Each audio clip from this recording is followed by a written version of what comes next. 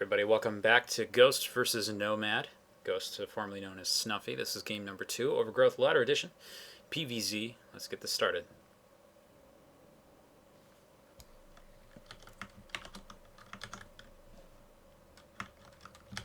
There we go. The wrong button. Anyway, in the bottom left of the map here on Overgrowth, it is our pink Zerg who needs to take this game in order to stay in this series. It is... see if I can remember this right. Something of Engineers of Chaos. Shoot, I forgot the first word in the acronym. Anyway, AOEOC's Nomad. And the top right of the map we have his opponent from I think it's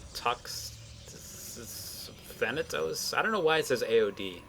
Regardless, that's what I read when I looked at his profile. Ghost. But yeah, LE means Ladder Edition, TE means Tournament Edition. If you see that one, nothing on it means that it's the original version of the map. The only reason why you'll see those little tacked onto it is that oftentimes a lot of doodads are placed onto these when they come from ladder map competitions, and Blizzard will end up taking those or altering them a little bit just because they want to make it so that it performs properly on all the different configurations of PCs that they see from minimum requirements up. So pretty much that's why you're seeing the LE. The only reason you don't see TE is that's typically not used in the ladder pool. You'll see it used in tournaments, obviously. Anyway, pool coming down at 14. Not particularly unusual timing. Been looking pretty normal here. Snuffy being incredibly irritating with his probe. Not really doing much else. Going back home to macro, we have a simulator thrown down. The usual timing for a Protoss player at about 14. Gateway also up. So this is a gateway expand build, or something incredibly cheeky. We'll have to wait and see which. Let's talk a little bit about Overgrowth while we wait for these two builds to develop.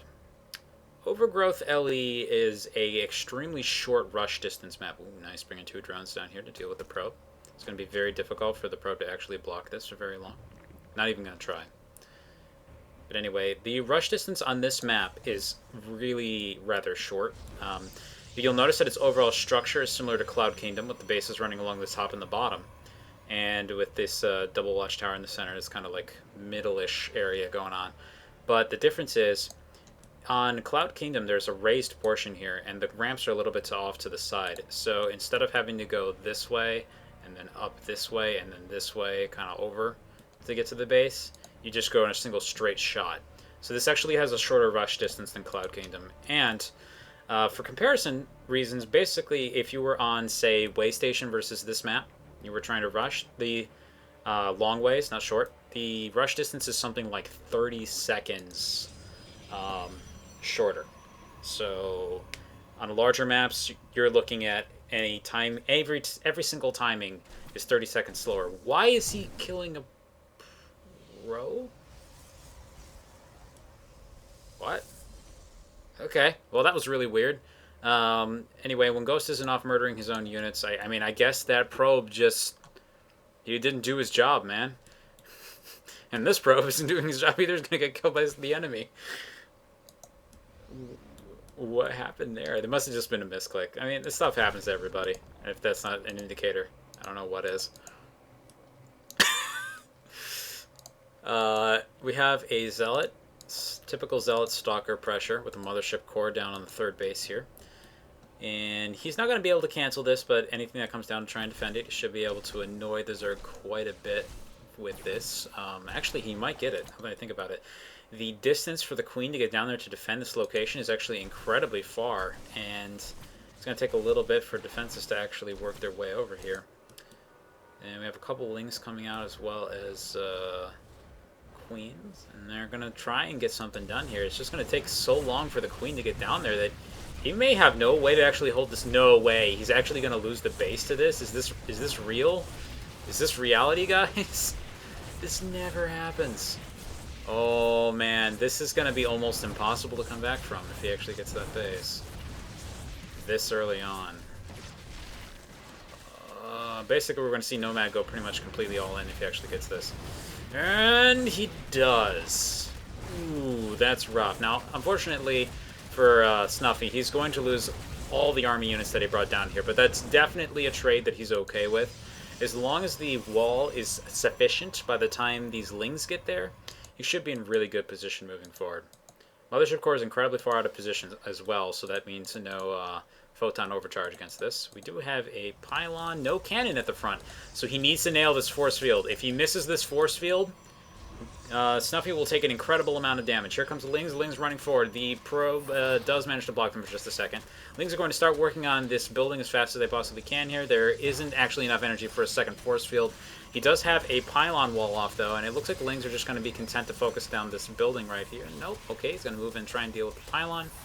Unfortunately, that's actually like a little bit less surface area for him to work with, so it's taking a little bit longer to get that done. And it looks like most of the Lings are just going to be dead before this can happen. And Nomad on the back of this is just going to make more Lings and attack. He's also grabbing a base down here. Okay.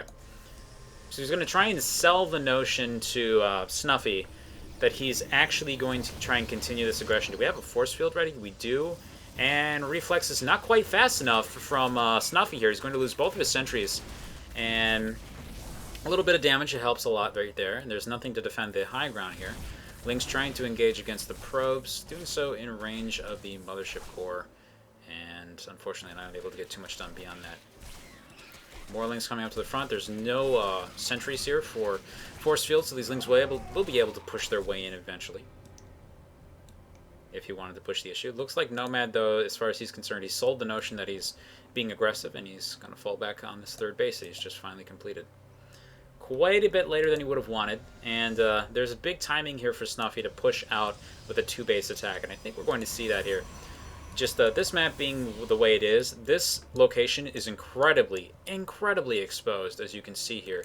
And this one back here is just kind of far away, so like your army's out of position if it's moving down here to defend this. It does have two chokes though, but it's not unreasonable for a person to look at this and think, okay, two base attacks are a viable option here. Now killing the two sentries is going to help out against that if that is what Snuffy is going for here. I should just call him Ghost since he legit changed his name and everything. My bad. It's like Tinker Tonk all over again. It's going to take me a while to adapt to it. Supply block. Well, I guess this can happen to anybody, guys. It's only just getting unsupply blocked right now.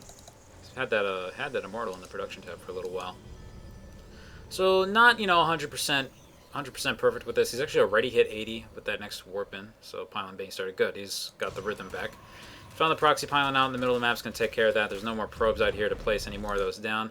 Anytime you're doing one of these pushes like this, the proxy pylons are incredibly important to make sure that the push actually occurs on time. Without it, they take quite a bit longer than they would ordinarily. Army's going to move down to the bottom left and attack. And does he know about that base, or does he only suspect? From Ghost's perspective, no, he's not aware of this third base. But Nomad's looking at that and he's thinking, I can't hold it. So he GG's. I can't really blame him either.